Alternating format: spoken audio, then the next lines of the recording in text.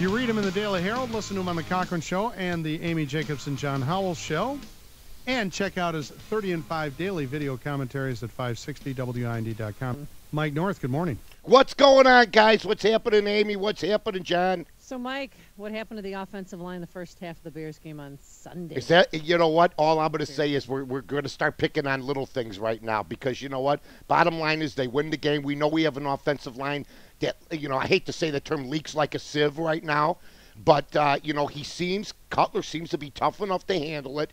They straightened themselves out. And what you said, Amy, is what happened in the first half. Well, they got better in the second half.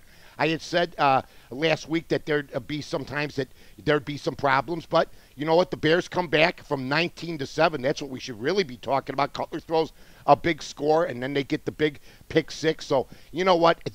Every team has got a problem. The Bears seem to be overcoming them right now, though. But our defense is better than our offense, really. Absolutely, it is our offense. I mean, for the most part. I mean, we get 2-3 turnovers a game.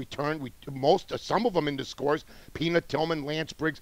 These guys have been scoring machines. So right now, it's sort of like the '85 Bear defense, where you know what they would put the offense in a good position or score themselves, and everybody would reap the benefits. I think we got lucky on Sunday because I don't think the Bears deserve to win that game. Oh, there's no doubt. About to get a lot tougher.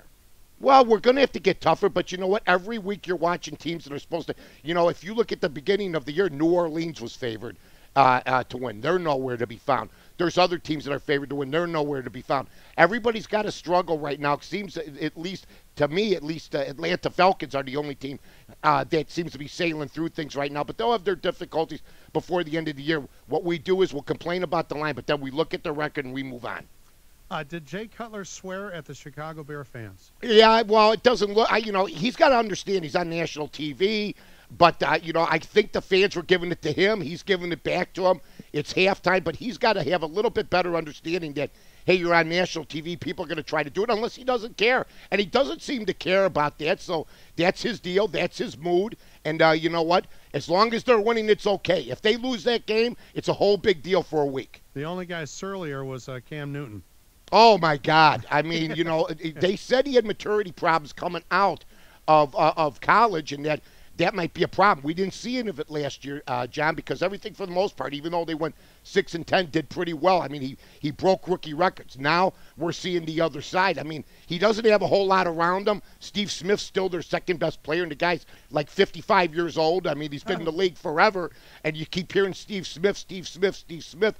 Well, they need more around him, but I can understand the kid's frustrated, but they got to work at this. And Ron Rivera, he'll be gone after this year if they don't turn it around. Mike, thanks for the insight and the analysis. We'll listen. All right, guys, and good luck to the people on the East Coast. Mike North.